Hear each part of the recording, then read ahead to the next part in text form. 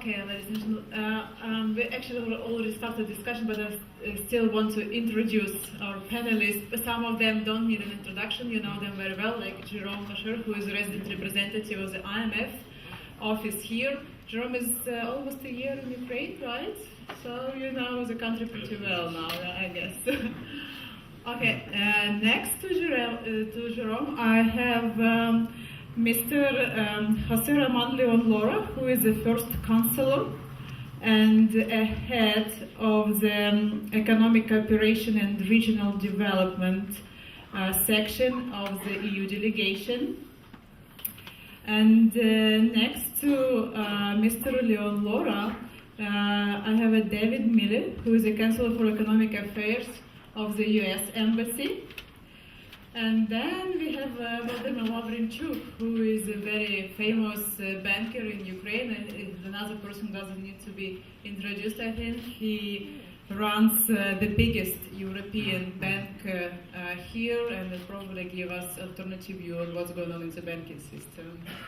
So, but I would like to start this discussion, and the name of the panel is dealing with the macroeconomic challenges, and definitely my first question will be to Jerome. What do you think is the biggest challenge, you know, that you probably identified during the mission visit, and you can say, tell us what actually are the next probably steps after the staff level agreement is reached. What do you expect from the government to do before the board of directors is going to give a final approval to the program?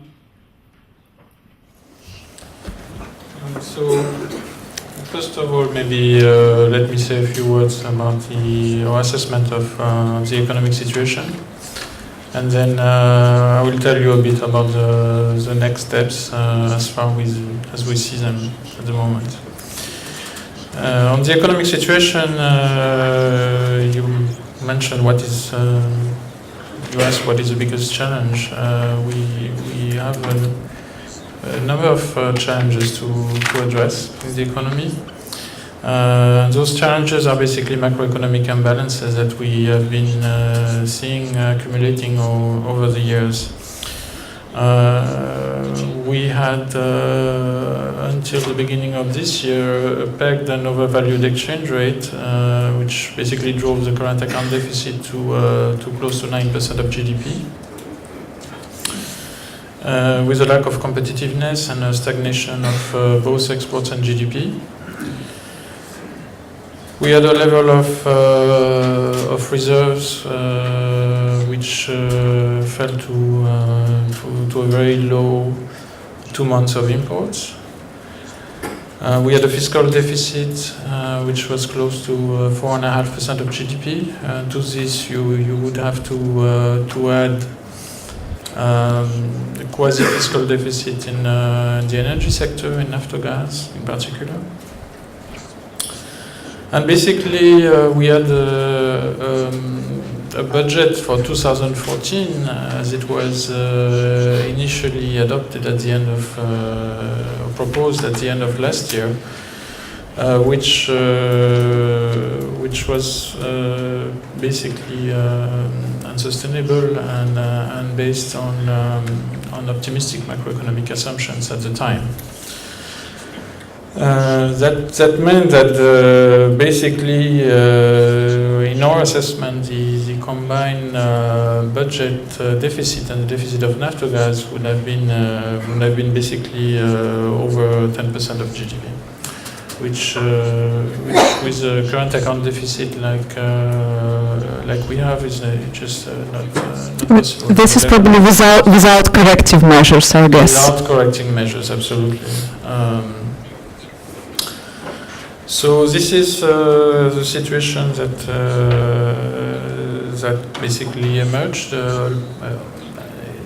In many ways, this is not a surprise. I mean, we have seen these imbalances building up over time, and it has been a long-standing part of our advice to correct these imbalances. Now, of course, there was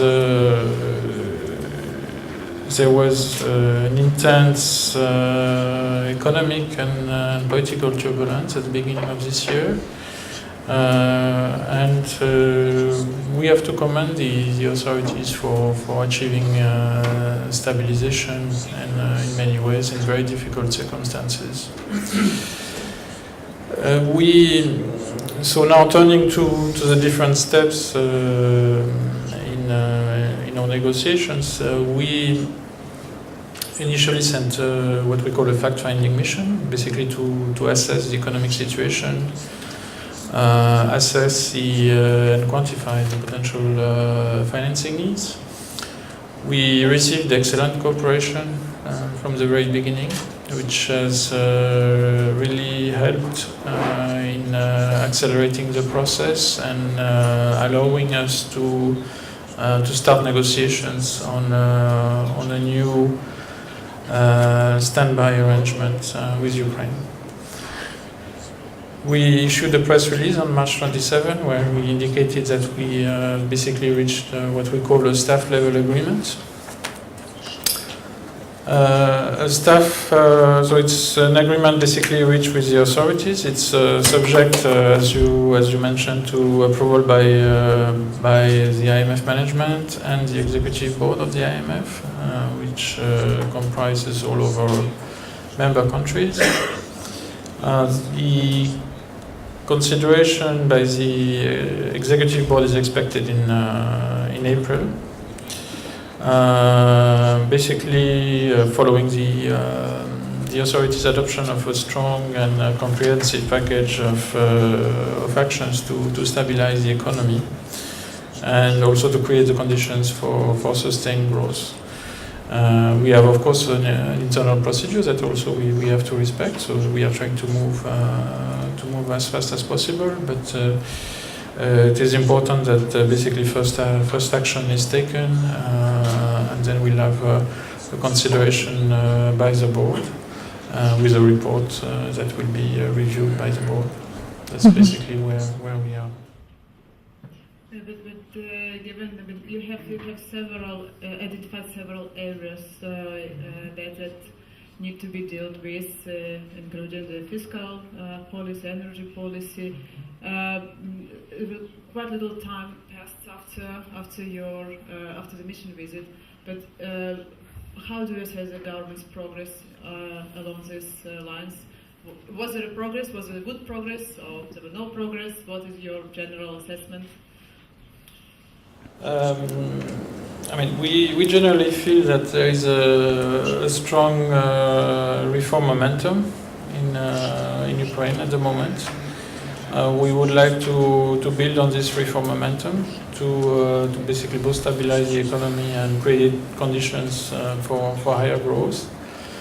The authorities have been very committed to make the relevant changes.